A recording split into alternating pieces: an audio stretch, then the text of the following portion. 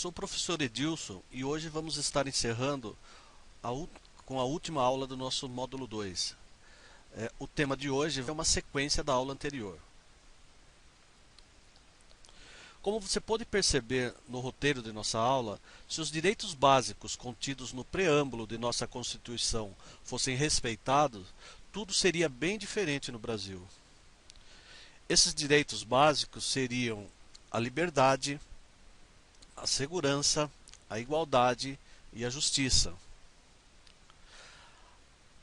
Aqui no estado de São Paulo, a Secretaria da Justiça e da Defesa da Cidadania tem como missão oferecer suporte à população nas ações que visam promover o acesso à justiça e à igualdade. Dentre os programas e projetos da Secretaria da Justiça e da Cidadania, podemos destacar a Assessoria de Defesa da Cidadania, o Centro de Integração da Cidadania, o Centro de Referência e Apoio à Vítima, o Programa Estadual de Proteção a Testemunhas, o Núcleo de Enfrentamento ao Tráfico de Pessoas, também o Programa de Proteção à Criança e Adolescente Ameaçados de Morte, a Coordenação de Políticas para a População Negra e Indígena, a Coordenação de Política para a Diversidade Sexual e a Coordenação de Políticas sobre Drogas no Estado de São Paulo. Acontece que no Brasil, tanto o governo federal como os governos estaduais não conseguem suprir as falhas com relação à assistência e resolução dos problemas sociais, ambientais e mesmo os problemas econômicos. Para auxiliar os programas e projetos governamentais, a solução foi a criação das chamadas ONGs, as organizações não governamentais. As ONGs são grupos sociais organizados sem fins lucrativos, constituído formal e autonomamente, caracterizado por ações em proveito da população excluída das condições de cidadania.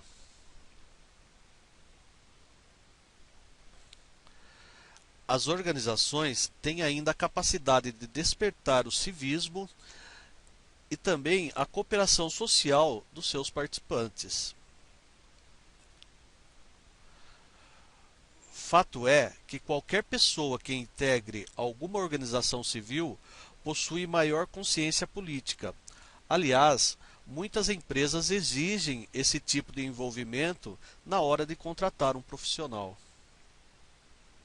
Após o período da ditadura militar, as organizações não governamentais sem fins lucrativos ganham força e, a partir do processo de redemocratização política, que se iniciou na década de 90, surgem as principais organizações. As principais ONGs atuantes no Brasil são separadas por categorias de fundação, associação e de instituto. Vejamos alguns exemplos. Quanto às fundações, temos como exemplo a Fundação SOS Mata Atlântica, criada em 1986 para defender os últimos remanescentes de Mata Atlântica, gerando conhecimento e oferecendo a capacitação de pessoas. A fundação é uma organização não governamental privada. Outro exemplo é a Fundação Abrinq. Foi criada em 1990 com uma proposta de empresas fabricantes de brinquedos sensibilizadas pela situação preocupante da infância no Brasil. Entre as associações, podemos dar como exemplo a Associação Mineira de Defesa do Ambiente, que foi fundada em 1978 por estudantes da Universidade Federal de Minas Gerais. Tem como principal objetivo a preservação das florestas. Outro exemplo é a Associação Pré-PUC e UFMG. Ela foi criada por estudantes da Universidade Federal de Minas Gerais que queriam mudar a injusta realidade de que os jovens de baixa renda não ingressavam nas universidades públicas, porque não podiam arcar com os custos elevados de um cursinho pré-vestibular. Quanto aos institutos, damos como exemplo o Instituto Etos, que foi criado em 1998. Esse instituto tem a responsabilidade social como missão mobilizar, sensibilizar e ajudar as empresas a gerir seus negócios de forma socialmente responsável, tornando-as parceiras na construção de uma sociedade sustentável e justa. Outro exemplo é o Instituto Acatu, que foi criado em 2001, tendo como objetivo promover a responsabilidade social para educar e mobilizar a sociedade para o consumo consciente, contribuindo para a construção da sustentabilidade do nosso planeta. Aliás, Acatu é um termo tupi e significa semente boa ou mundo melhor. Para fechar o assunto, as organizações não governamentais podem servir como um fio de esperança e criação de um senso de propósito na vida dos indivíduos em uma sociedade, que muitas vezes não comporta de maneira justa. Chegou a hora, que tal fazer alguns exercícios? Exercício número 1. O chamado terceiro setor só pode ser compreendido dentro de uma conjuntura social, econômica e política, que determinam o seu significado e a sua dimensão. Nesse sentido, considere: o terceiro setor ocupou e ocupa o papel que é do Estado na formulação e execução das políticas sociais. 2.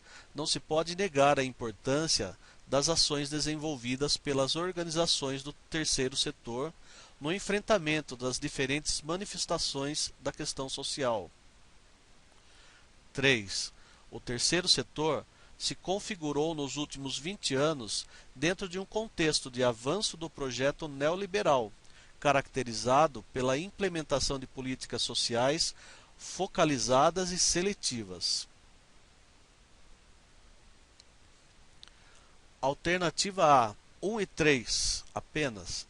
Alternativa B, 2 e 3 apenas. Alternativa C, 3 apenas. Alternativa D, 1 e 2 apenas. E alternativa E, 1, 2 e 3.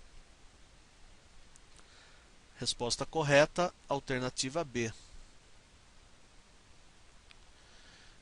Exercício 2. No Brasil, as atividades desenvolvidas pelo terceiro setor, já no final da década de 90, correspondiam a aproximadamente 1,2% do PIB. Dentre as alternativas abaixo, identifique a que está correta. Alternativa A. Dadas as sucessivas crises econômicas, o terceiro setor corresponde atualmente à maior fonte de empregos no Brasil e no restante da América Latina.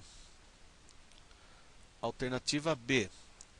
O terceiro setor é composto por organizações sem fins lucrativos, voltadas para o desenvolvimento socioeconômico, político ou cultural das populações com as quais trabalham.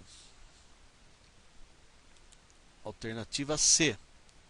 O terceiro setor é formado por entidades filantrópicas e projetos de responsabilidade social das empresas públicas federais. Alternativa D. No Brasil, o terceiro setor se destaca como uma grande empresa voltada a obter lucros. Alternativa E. Cabe ao governo federal, com exclusividade, a parceria com as ONGs para a preservação dos espaços públicos. Resposta correta, alternativa B. Lembrando mais uma vez, o terceiro setor é composto por organizações sem fins lucrativos. Com essa aula, encerramos o módulo 2. Até a próxima!